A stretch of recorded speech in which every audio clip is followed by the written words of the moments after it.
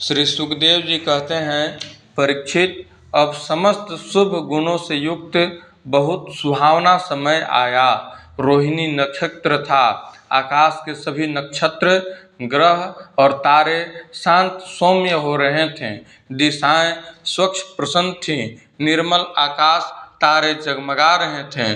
पृथ्वी के बड़े बड़े नगर, छोटे छोटे गांव, अहीरों की बस्तियां और हीरे आदि की खानें मंगलमय हो रही थी।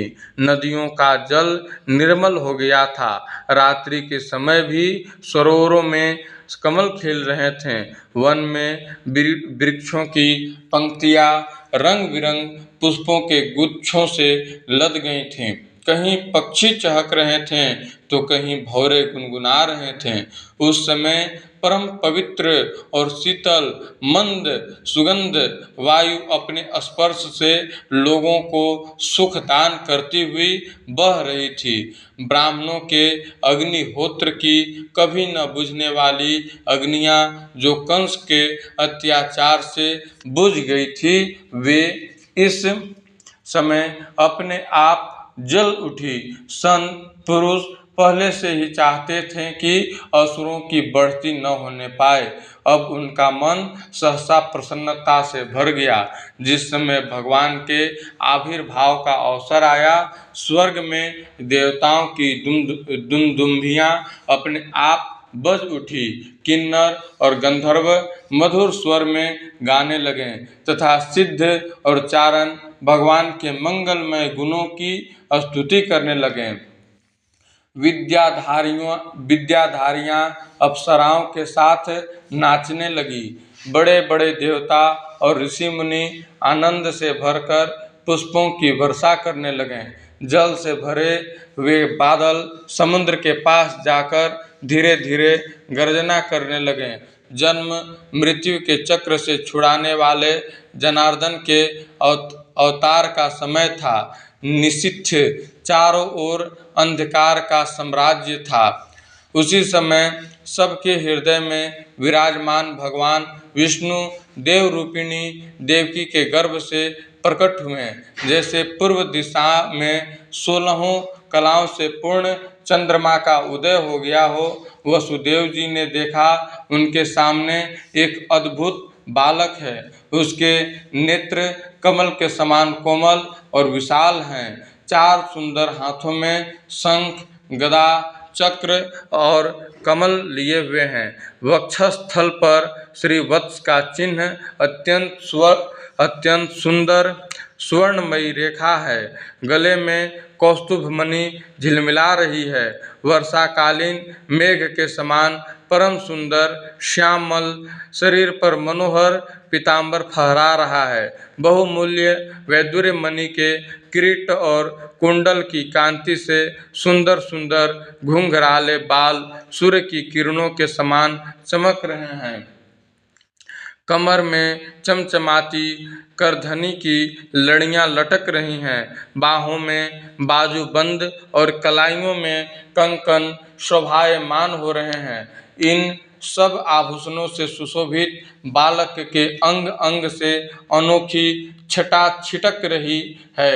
जब वसुदेव जी ने देखा कि मेरे पुत्र के रूप में तो स्वयं भगवान ही आए हैं, तब पहले तो उन्हें असीम आश्चर्य हुआ। फिर आनंद से उनकी आंखें खिल उठी। उनका रोम रोम परमानंद में मग्न हो गया। श्री कृष्ण का जन्मोत्सव मनाने की उतावली में उन्होंने उसी समय ब्राह्मणों के लिए 10,000 गायों का संकल्प कर दिया। परीक्षित, भगवान श्री कृष्ण अपनी अंग कांति से सूतिका गृह को जगमग कर रहे थे। जब वसुदेव जी को यह निश्चय हो गया कि ये तो परम पुरुष परमात्मा ही हैं, तब भगवान का प्रभाव जान लेने से उनका सारा भय जाता रहा। अपनी बुद्धि स्थिर करके उन्होंने भगवान के चरणों में अपना सिर झुका दिया और फिर हाथ जोड़कर वे उनकी स्तुति करने लगे। वसुदेव जी ने कहा, मैं समझ गया कि आप प्रकृति से अतीत साक्षात पुरुषोत्तम हैं। आपका स्वरूप है केवल अनुभव और केवल आनंद। आप समस्त बुद्धियों के एकमात्र साक्षी हैं। आप ही सर्ग के आदि में अपनी प्रकृति से इस त्रिगुणमय जगत की सृष्टि करते हैं, फिर उसमें प्रविष्ट न होने पर भी आप प्रविष्ट के समान जान पड़ते हैं। जैसे जब तक महतत्व आदि कारण तत्व पृथक पृथक रहते हैं, तब तक उनकी शक्ति भी पृथक पृथक होती है। जब वे इंद्रादि 16 विकारों के साथ मिलते हैं, तभी इस ब्रह्मांड की रचना करते हैं और इसे उत्पन्न करके इसी में अनुप्रविष्ट से जान पड़ते हैं। परंतु सच्ची बात तो यह है कि वे किसी भी पदार्थ में प्रवेश नहीं करते। ऐसा होने का कारण यह है कि उनसे बनी हुई जो भी वस्तु हैं उसमें वे पहले से ही विद्यमान रहते हैं। ठीक वैसे ही बुद्धि के द्वारा केवल गुणों के लक्षणों का ही अनुमान किया जाता है और इंद्रियों के द्वारा केवल गुणमय विषयों का ही ग्रहण होता है। यद्यपि आप उनमें रहते हैं, फिर भी उन गुणों के ग्रहण से आपका ग्रहण नहीं होता। इसका कारण यह है कि आप सब कुछ हैं, सबके अंतर्यामी हैं और परमार्थ सत्य आत्मस्वरूप हैं। गुणों का आवरण आपको ढक नहीं सकता, इसीलिए आप में न बाहर है न भीतर, फिर आप किस में प्रवेश करेंगे। इसलिए प्रवेश न करने पर भी आप प्रवेश किए हुए के समान दिखते हैं। अपने इन दृश्य गुणों को अपने से पृथक मानकर सत्य समझता है, वह अज्ञानी है, क्योंकि विचार करने पर ये देह गेह आदि पदार्थ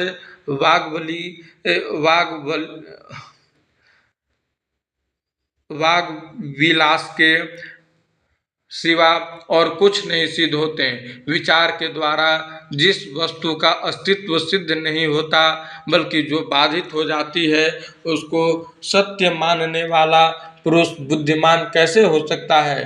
प्रभु कहते हैं कि आप स्वयं समस्त क्रियाओं, गुणों और विकारों से रहित हैं, फिर भी इस जगत की सृष्टि, स्थिति और प्रलय आपसे ही होते हैं। यह बात परम ऐश्वर्यशाली पर ब्रह्म परमात्मा आपके लिए असंगत नहीं है, क्योंकि तीनों गुणों के आश्रय आप ही हैं। इसलिए उन गुणों के कार्य आदि का आप में ही आरोप किया जाता है। आप ही तीनों लोकों की रक्षा करने के लिए अपनी माया से सत्वमय शुक्ल वर्ण पोषणकारी विष्णु रूप धारण करते हैं। उत्पत्ति के लिए रजः प्रधान रत्न वर्ण सृजनकारी ब्रह्मा रूप और प्रलय के समान तमोगुण प्रधान कृष्ण वर्ण संहारकारी रुद्र रूप स्वीकार करते हैं।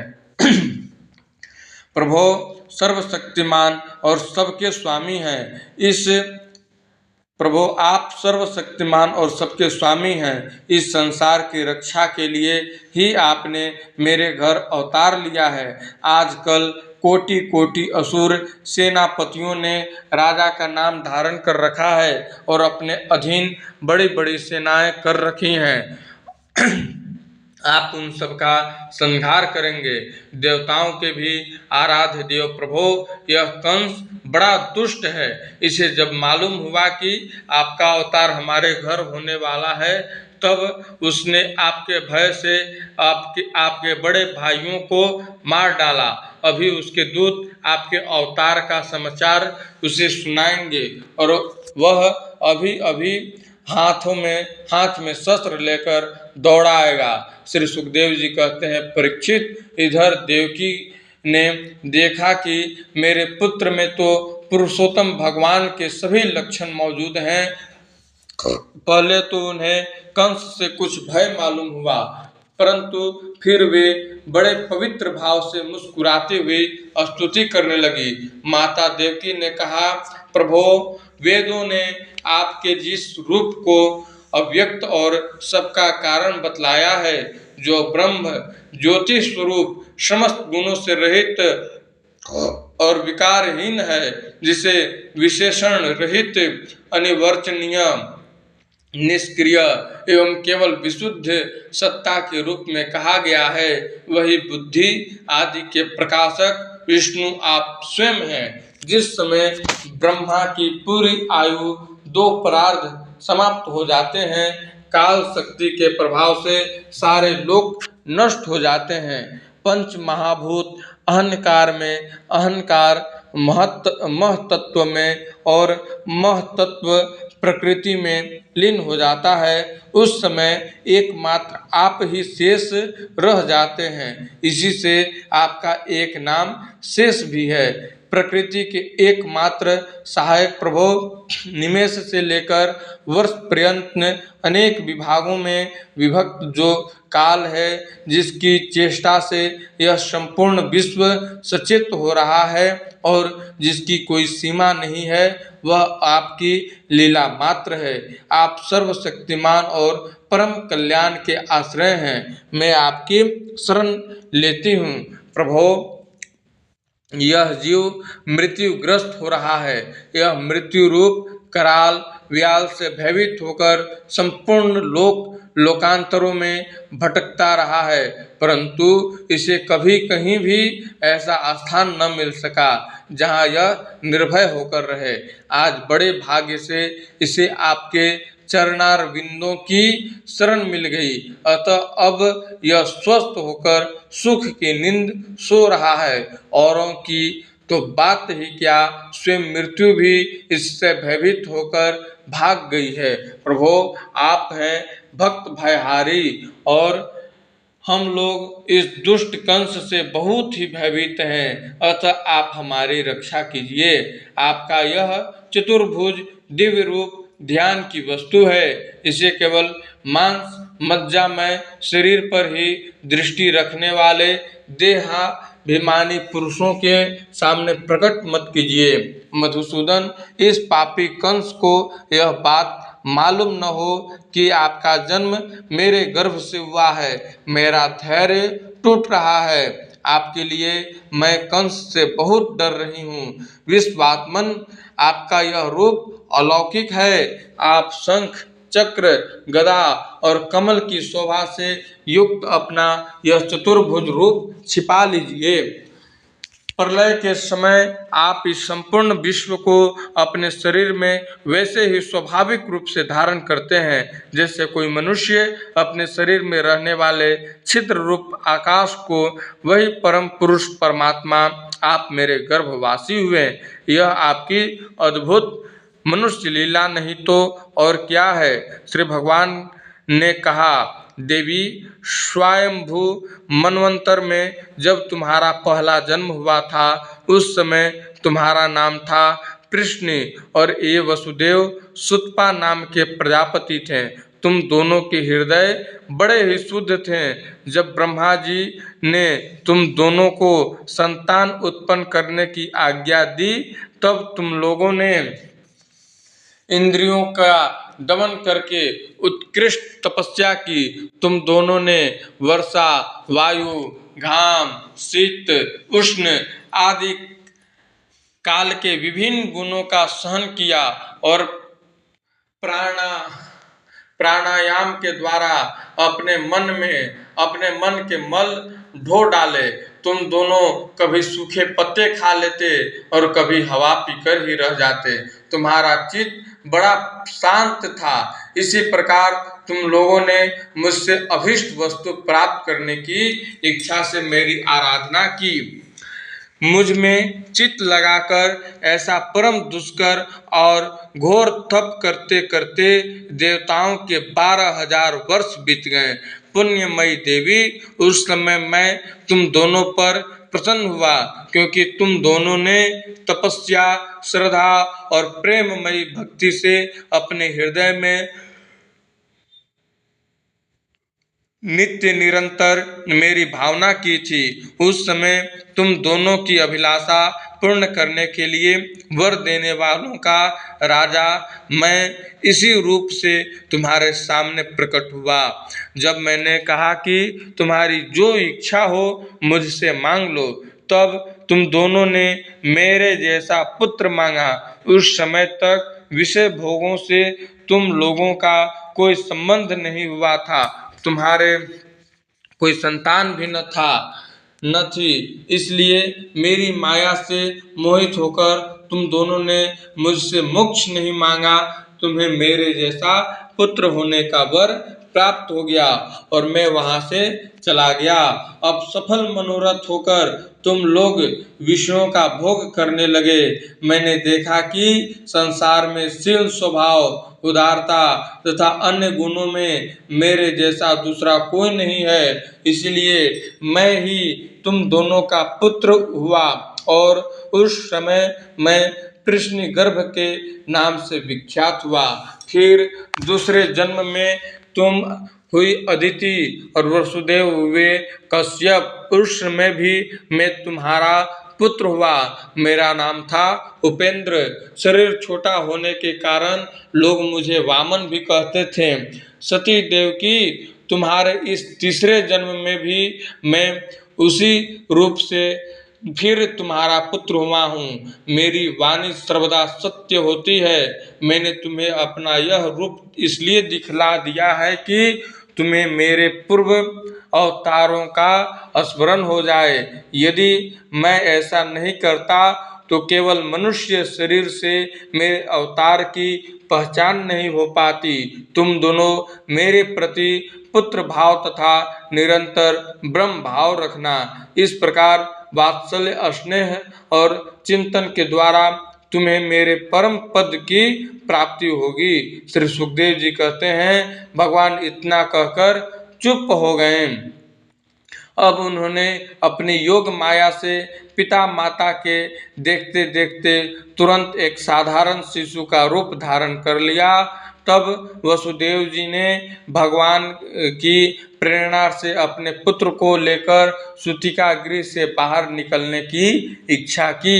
उसी समय नंद पत्नी यशोदा के गर्भ से उस योग माया का जन्म हुआ, जो भगवान की शक्ति होने के कारण उनके समान ही जन्म रहित हैं। उसी योग माया ने द्वारपाल और पूर्ववासियों की समस्त इंद्रिय वृत्तियों की चेतना हर ली। वे सब के सब अचेत होकर सो गए। बंदी गृह के सभी दरवाजे बंद थे। उनमें बड़े बड़े किवाड़, लोहे की जंजीरें और ताले जड़े हुए थे। उनके बाहर जाना बड़ा ही कठिन था, परंतु वसुदेव जी भगवान श्री कृष्ण के गोद में लेकर ज्यों ही उनके निकट पहुँचे, त्यों ही वे सब दरवाजे आप से आप खुल गए। ठीक वैसे ही जैसे सूर्योदय होते ही अंधकार दूर हो जाता है। उस समय बादल धीरे धीरे गरज कर जल की फुहारें छोड़ रहे थे, इसलिए शेष जी अपने फनों से जल को रोकते हुए भगवान के पीछे पीछे चलने लगे। उन दिनों बार बार वर्षा होती रहती थी, इससे यमुना जी बहुत बढ़ गई थीं। उनका प्रवाह गहरा और तेज हो गया था। तरल तरंगों के कारण जल पर फेन ही फेन हो रहा था। सैकड़ों भयानक भंवर पड़ रहे थे। जैसे सीतापति भगवान श्री राम जी को समुद्र ने मार्ग दे दिया था, वैसे ही यमुना जी ने भगवान को मार्ग दे दिया। वसुदेव जी ने नंद बाबा के गोकुल में जाकर देखा कि सब के सब गोप नींद से अचेत पड़े हुए हैं। उन्होंने अपने पुत्र को यशोदा जी की शैया पर सुला दिया और उनकी नवजात कन्या लेकर वे बंदी गृह में लौट आए।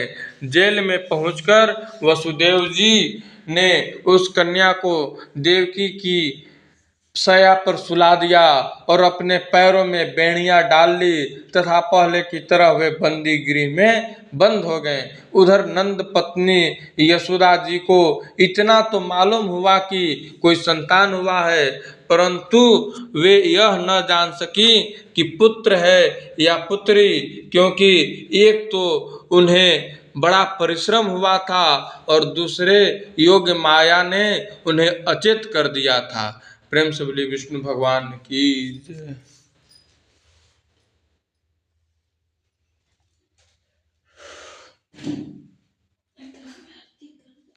तीन अध्याय।